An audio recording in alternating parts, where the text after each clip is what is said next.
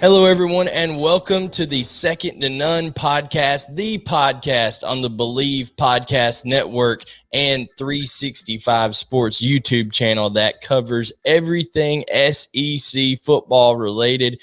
I am co-host Blayne Gilmer with my co-host here, Tavarres King. Great week of SEC football, and this is Reaction Monday, TK. Yeah. This Reaction Monday. Excited to be here once again here on Second to None with my dog. Man, and definitely another happy Monday because the dog's got a big victory and we put a lot of points on the board, my guy. So excited to talk about that a little bit, as well as some marquee games in the conference. We'll hit on, but yeah, man, it was a really good, interesting week too. Learned a lot about a couple football teams. Yeah, and TK, what we're learning is, man, it's a gamble at the quarterback position in the SEC right now. And speaking of gambling, I mean, people just throwing people out there hoping for the best. Speaking of gambling and betting on some of these games, we give our spread picks on against the spread on Wednesdays. We give our lock-in picks on Fridays. But TK, when you're talking about betting, you got to go with Bet Online because it's that time of the year again, and all eyes are on the gridiron, guys, and teams are back at it, back playing between the white lines. As always, Bet Online is your number one spot for all the pro and college football action this season. Get all your updated odds, props, and contests, including the biggest $500,000 NFL mega contest. The world's largest $200,000 survivor contest open now at Bet Online. Guys, head over to the website, use your mobile device to sign up today and receive a 100% welcome bonus. Bet Online, the fastest and easiest way to bet on all your favorite sports. Bet Online, your online sportsbook experts. So TK, we always appreciate Bet Online, but, a lot of people, I think UAB in particular, and we'll get that Georgia game out of the way right off the bat because there wasn't a whole lot to talk about other than the fact that they just blew up offensively. But UAB was betting on being able to put 8 men in the box and stop the run. And Kirby Smart said after the game, he said they did contain the run, but he said it was expensive for him. It was expensive for him to do so. And first play right off the bat, first pass, Jermaine Burton, 78 yards to the house, followed up by, Kenny McIntosh with a nice reception, kind of cutting across on a check down in the end zone. Got Arian Smith. You got Brock Bowers twice. Just a real offensive explosion. Talk about Stetson Bennett and really how remarkable it is that he's able to continue just to step up when called upon by Georgia. Well, yeah, I mean, you obviously have to talk about Stetson and just the job he does, not getting reps, not getting the type of reps obviously the other guys are getting. The fact that he can go out there and get the job done says a lot about who he is, and the fact that he got the nod over Carson Beck, with JT being actors that believe in him, and the fact that they played the way they did says a lot about how he can carry the team and get a team rallied around him. So I think that Kirby giving him the nod was huge. And I believe, if I'm not wrong, I think I said it was going to be an explosive day for the wideouts, bro. When you stack the box and you put 7 and they put 8 in the box, it becomes an expensive day. And I said it was going to be an explosive day, and it was. People were wondering where our offense was in week 1. Well, it's here. And when you have games like that, it builds confidence, bro. It builds confidence for those young guys. I bet those guys are feeling really good about their performance, feeling really good about what they did, and that's going to carry over into next week. So hopefully, we can continue to do those things offensively, and our defense is going to be what it is, my dude. Yeah, the defense once again stifling, and people are going to think, oh, well, it's UAB. Just watch UAB the rest of the year. That's a well-coached football team, and they're going to probably win the Conference USA again. It's going to be, Tyler Johnson's a 5th-year quarterback over there at UAB, but Georgia's defense is just stifling. You're right. Stetson Bennett just has that swag about him, man. He carries himself like a QB1. I'm not saying he's going to, play over JT Daniels or anything like that, but it's just a real luxury for Georgia to have to be able to call upon somebody that they know can get it done when need to. TK, they have South Carolina and Vanderbilt coming up, and South Carolina is the next team we're going to talk about in their performance against East Carolina. But, with those games coming up, 2 games that Georgia has a massive talent advantage and should be able to really just go out and kind of have their way with things again. Even though those are 2 SEC programs, we kind of think Vandy's an SEC program. That's debatable. We've kicked them out of the league, so they're on probation in terms of on the Second and None podcast. But is it of your opinion that if JT's got that oblique, I mean, do you think the coaching staff will even entertain, hey, maybe we just sit him these next 2 weeks just to let that thing heal up by the time Auburn comes and let Stetson go out and handle business? Or what do you think if JT's, getting close to, if he's 90%, over maybe being 75% this week or something, do you think they give him the nod and let him go? Well, I Bleav the beautiful thing is that we have depth at the quarterback position. But I do think if he's available to go, then they're gonna let him go. But again, Stetson, Carson, they've proven, especially Stetson has proven that he can get the job done and he can rally the team will rally around him. Hell, he'll rally the team to play and be ready. So, I mean, I feel good about anybody that takes the reins. Under Todd Monken and Coach Smart.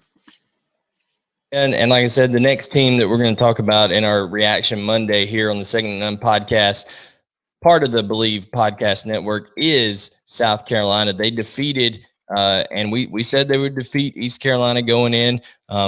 They defeated them by a slim margin, 20-17. Shane Beamer got a little dose of reality, I think, after playing Eastern Illinois. That program, they just lost so many guys. Will Muschamp leaving the program. And when there's turnover, there's always transition, especially in the day of the transfer portal.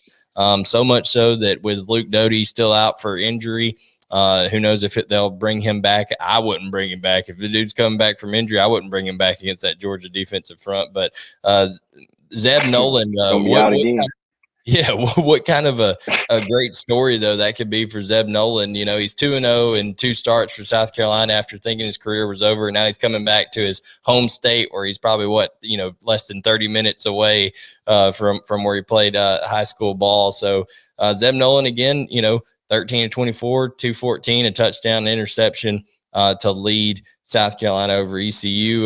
That's not a victory to sneeze at, though. We told everybody that ECU was going to kind of bring some competitiveness in that game. So, I mean, what's just your thoughts on South Carolina real quick, behind Zeb Nolan being able to win that game on the road? Yeah, they said that's not a cupcake game. They went in there and earned that game. I think Zeb Nolan is a somebody that's been games since a little kid, so he understands adversity. He understands going into a hostile environment. So I would 100% think that he would be the guy stepping into Stanford Stadium next weekend, especially with what you said. He's coming home. He's coming home. That'd give him an opportunity to come home and what better story would that be if they left Athens with a victory? Obviously, I'm hoping they don't. But what a great opportunity it'd be for him to play between the hedges, to start between the hedges. No doubt. And then we real quick on Vanderbilt. I guess Vanderbilt, we're still not going to apologize to you because you lost to East Tennessee State. We said we were going to pick anybody over you for the rest of the year. I still, even though the Vanderbilt went on the road and beat Colorado State, which is not a Power 5 program. It's SEC play now. Yeah, once we got to see if Vanderbilt can look respectable in SEC play before here on the Second and None podcast we reinstate their membership to the league, because right now they're out for us. They're out of the league, so we're going to keep Vanderbilt on the side. But great job by that. You got to tip your hat to Clark Lee and those guys over there, those players that could have just folded. I mean, they could have folded after losing to East Tennessee State, but to go on the road, regardless of what program they were facing, and Colorado State has its fair share of problems as well. But to go and be able to recoup and have some composure. I mean, that says a lot about Clark Lee and what the program's trying to build over there.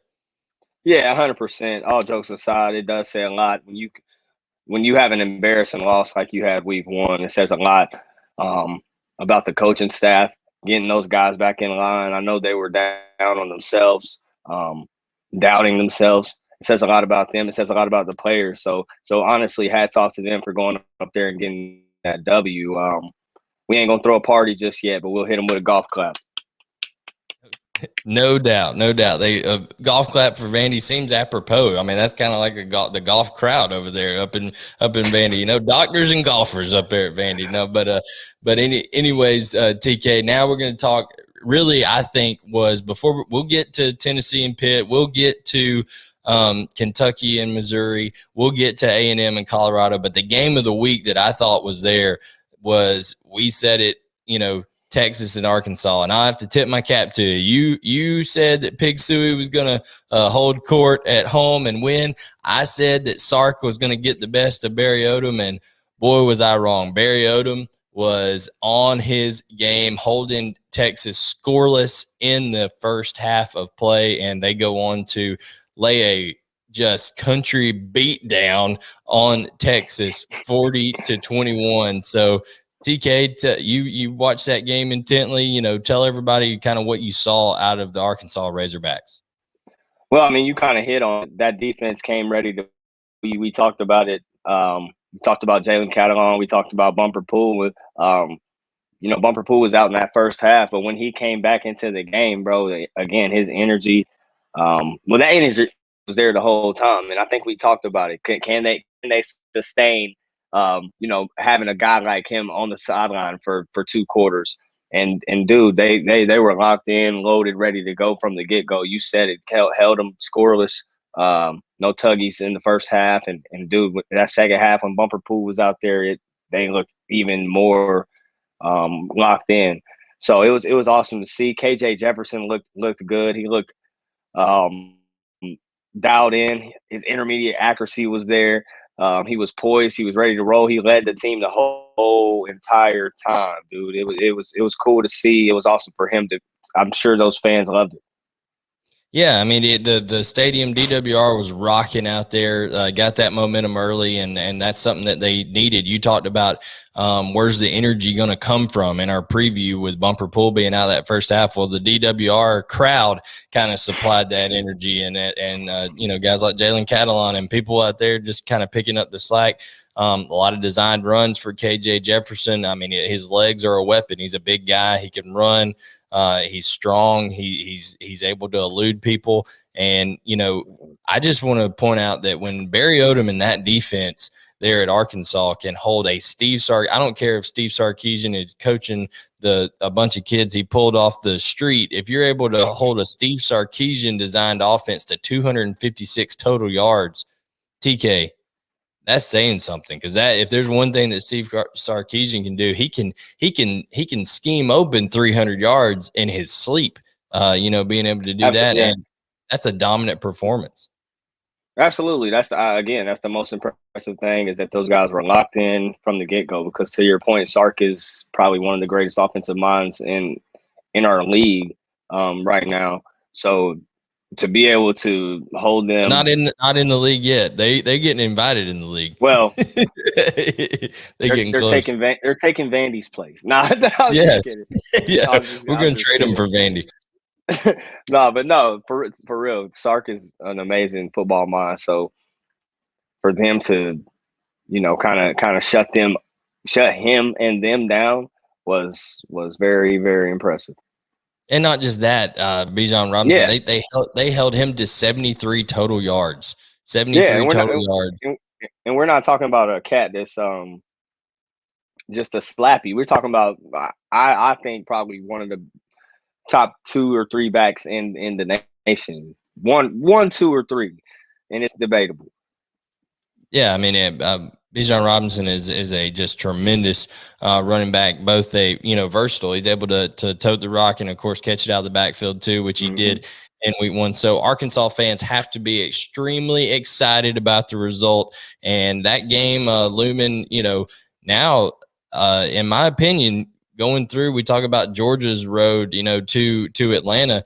TK, that game where Arkansas comes to Athens in about 4 weeks from now, that's going to be a matchup of two really just physical, get after you, just assume spit in your face is anything else defenses when they meet there in between the hedges. And excited as those Arkansas fans have to be, we're also excited that our pod is partnering with PlayActionPools.com to bring some interactive fun for the sport that we love the most. You'll be able to get in on the action with our Play Action Pools Pick'em Challenge, which is open to everyone. Here's how it works. You can sign up for the contest Bleav Football Pick'em at PlayActionPools.com and then get your picks in each week. We're going to select the 10 highest profile games of the week between NFL and college football. Whoever gets the most picks correct each week will win a pair of electric sunglasses and a pair of DC shoes.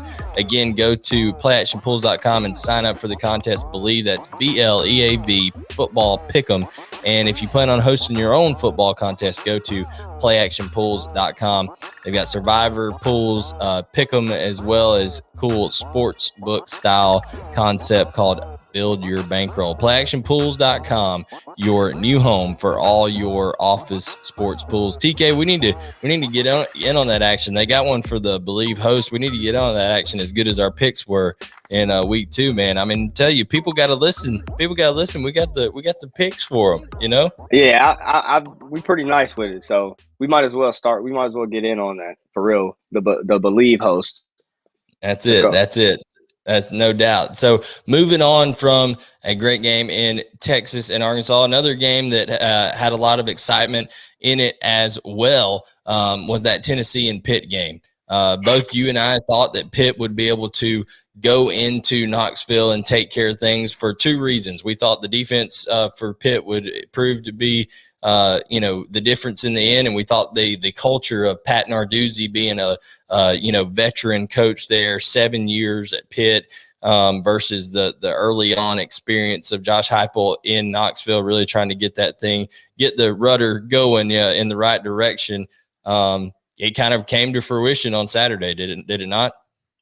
Yeah, I Bleav we called this one too, and unfortunately, Joe Milton goes down, and things kind of start going south for the Tennessee Volunteers. But I think, to me, the key of the game was this: every single time Tennessee, Pitt was ahead, but every single time Tennessee started firing back or answering the bell, defensively, Pitt was just there, dude. They were there. They were in throwing lanes, pass breakups, and then finally a pick.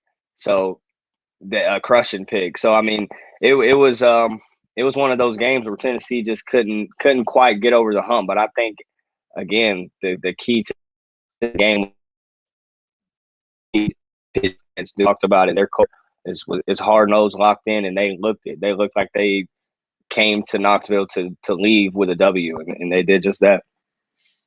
No doubt. And when you talk about the Tennessee quarterback situation now, like you said, Joe Milton goes down. Hendon Hooker, transfer from Virginia Tech, comes in. He was 15-21, so he's efficient.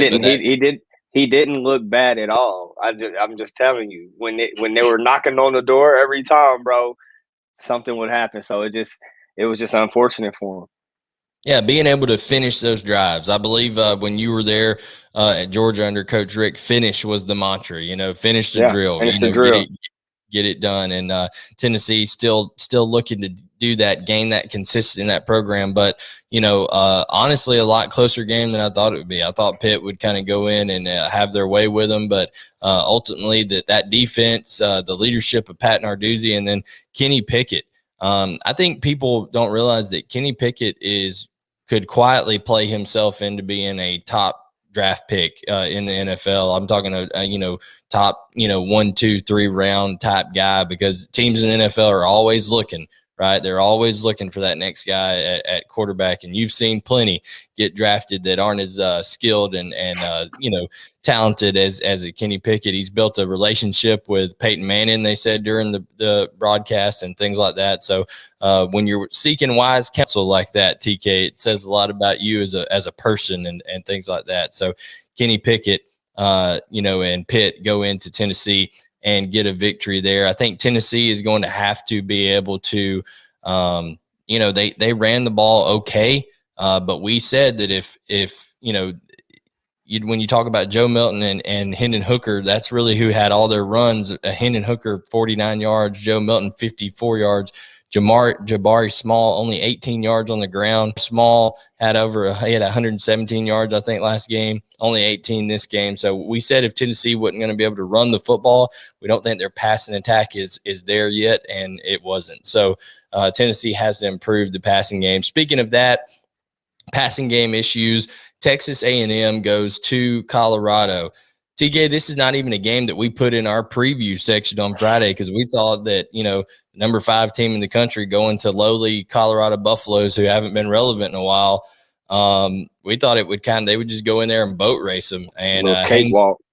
And Haynes King gets hurt in only gets to throw 2 pass attempts on the day. He gets hurt in the first quarter with a lower right leg injury. Some people are speculating that it could be as bad as a broken ankle. Who knows what's going to end up being he was on crutches on the sideline for the rest of the game. And Zach Calzada, who's from Lanier High School over in Swanee here in Georgia, saw him play in high school. He comes in, goes 18 for 38. When you're 18 for 38, they survived on pure talent alone, being able to be more talented than that Colorado team. Recruiting won them that game. Zach Calzada did have a touchdown pass, a clutch touchdown pass that ends up winning them the game.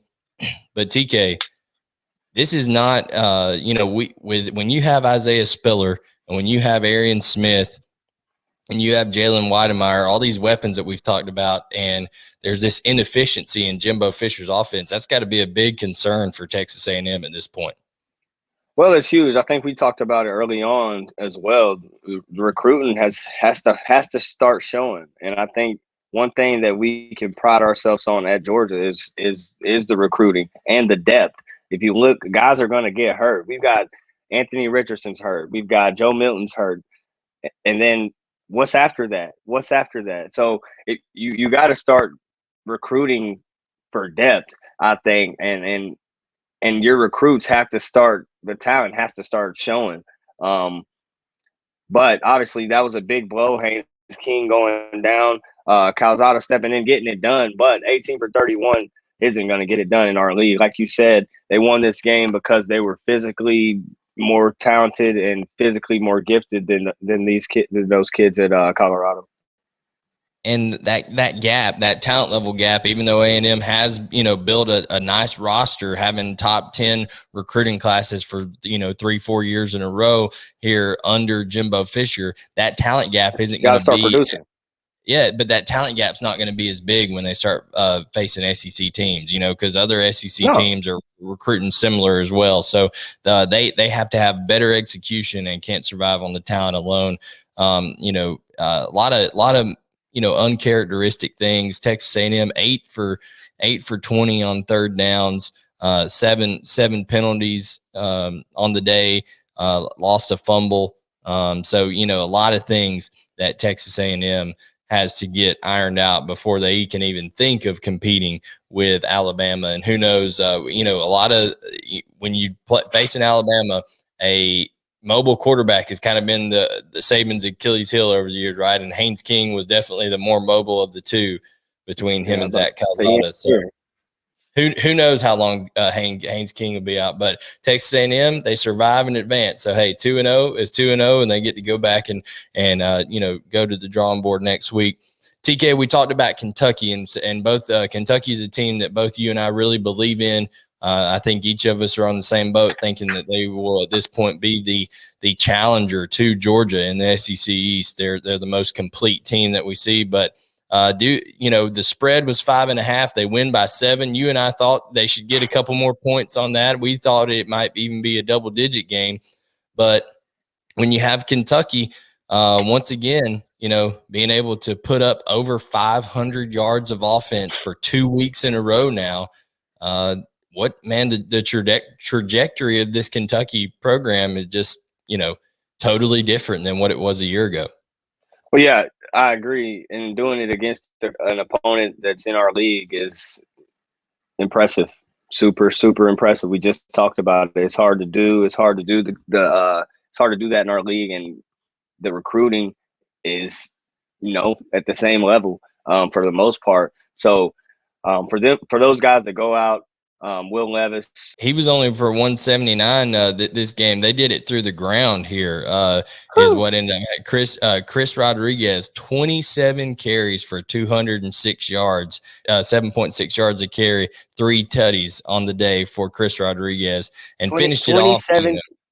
27 carries. My man was doing work. Yeah, Chris Rodriguez, in my opinion, the best back in the SEC, the most complete back. I really like Chris Rodriguez. He's like a little, bowling ball, and he's got some explosion to him.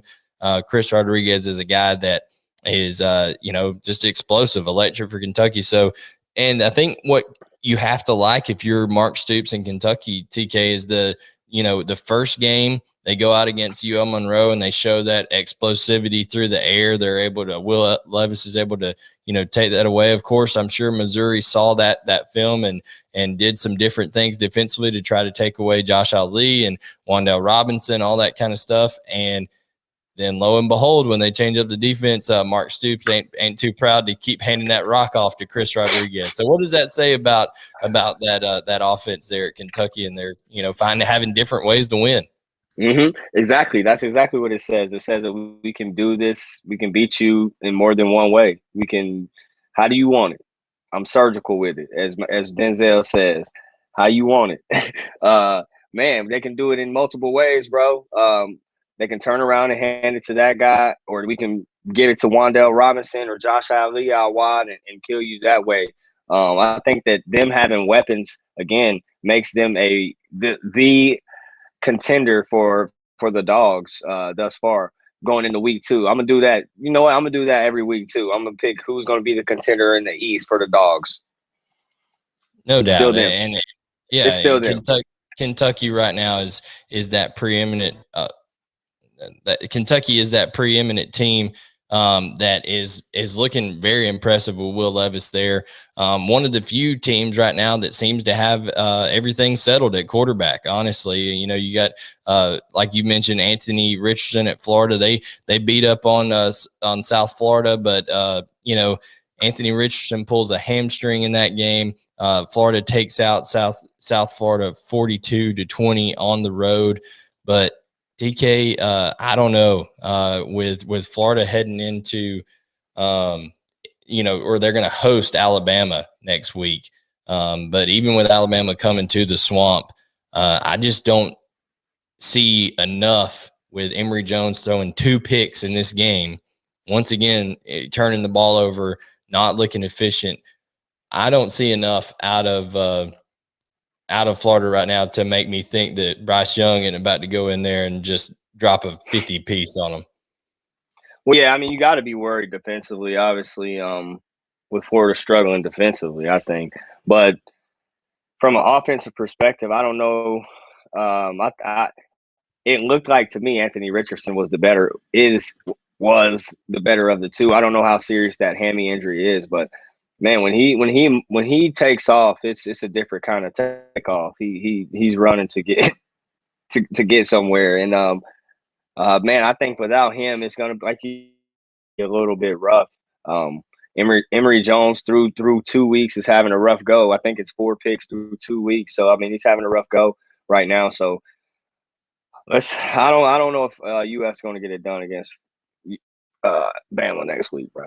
No, I think with Florida, they did rush for 363 yards in that game.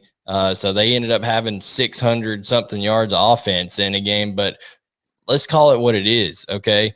Mississippi State, the last team we're going to talk about, Mississippi State beats NC State 24-10, right? After only beating Louisiana Tech by 1 at home the week before. That same South Florida team that Florida just took care of 42-20, NC State beat them jokers 45-0 in the first week. So if you're doing some score comparisons, not a very impressive win by the Florida Gators there in terms of, just not really fully being able to just go start to finish. Because in that second half, South Florida outscores Florida 17-7 in the second half. So, you want to finish that game better if you're the University of Florida for sure. But to end things off, we're going to apologize to Mr. Zach Arnett, the defensive coordinator at Mississippi State. Mississippi State gets a big win. Them cowbells were rocking over there in Starkville with, being able to take down who I believe is a very good NC State team. They had Devin Leary coming back at quarterback. I thought with his mobility and Mississippi State's inability to stop people not only last year, but, La Tech putting up 34 in the first game. I was worried, man. I was worried for the other set of Bulldogs here in the SEC, the Mississippi State Bulldogs. But Zach Arnett, that defense over there, Mike Leach actually won a game that, he won a game only scoring 24 points. I mean, that's not something that he's done a lot of. So he probably pulling his hair out. Oh yeah, him. He probably called Hal Mummy, his guy that started that, all that air raid stuff back in the day when they were working at Kentucky together with Tim Couch, and like, man, I ain't ever won like this. This is crazy. But Mike Leach able to win a low scoring contest over there. What does it say about them being able to, much like Vanderbilt, except on a whole different level, being able to come back from, even though they won week one, a embarrassing kind of performance to, being able to kind of take it to a good team at home. Yeah, I mean, I think it says a lot. I think it says a lot that they were able to hold NC State's offense. Zach Arnett, hats off to him for getting those guys ready, because it's hard, bro. It's hard when everybody's talking about everybody hanging hella yards and points on you. You can't stop nobody. You hear that, that, but sometimes you got to ignore the noise. And Zach Arnett and that defense did that this weekend, and they came out victorious. And Mike, Coach Leach, man, it's funny. It's 24 points isn't a lot for them. So, like I said, he's probably pulling his hair out, but I know he's glad they got that dub. No doubt, and I think they've got a good player there in Will Rogers at their quarterback position. However, uncharacteristic. I mean, they win that game with only 316 yards of total offense.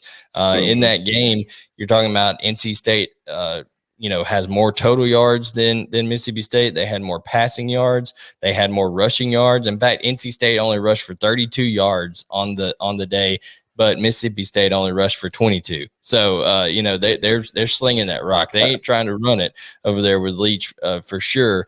But, that defense. It's an air raid for sure. Yeah, and that defense holding NC State to 32 yards rushing, just a big deal over there.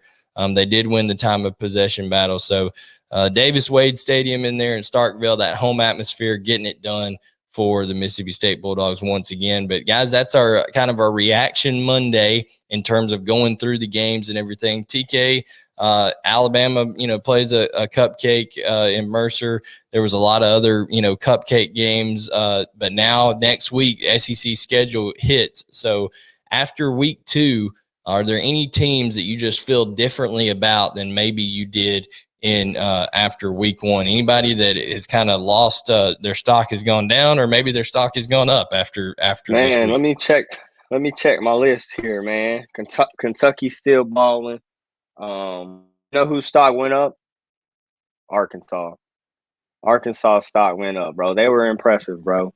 They were really impressive.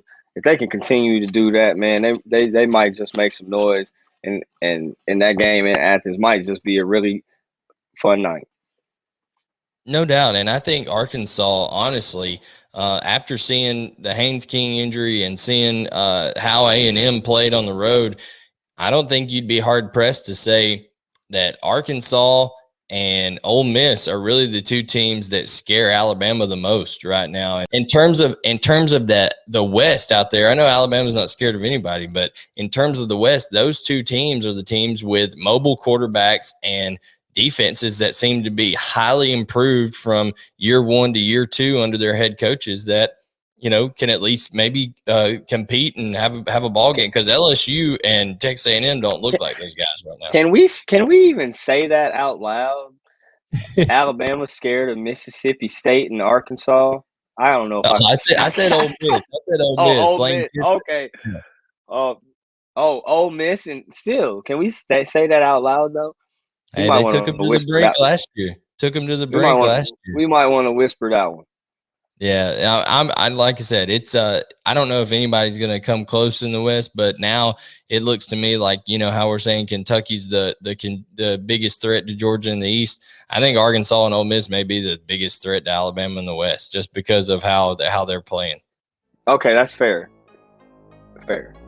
Yeah, so that's our stock up and stock down report here. TK saying that, you know, I think Texas A&M went down a notch in my eyes. Kentucky and Arkansas are both, you know, still right there in a just upward trajectory. That both those programs looking great. Vandy's still trying to get back into the SEC even after a win in our mind. But here on the Second to None podcast, which is presented by Bet Online and playactionpools.com. For TK, I'm Blayne Gilmer, and thank you so much for joining us. Make sure to go ahead and hit that like button on the YouTube channel, subscribe to the channel, turn on notifications for 365 Sports. Also, subscribe to us on Apple Podcasts, Spotify, Google Podcasts, anywhere you listen. And we will catch you on Wednesday for a What's the Spread Wednesday for Week 3 SEC opening action on the Second to None podcast.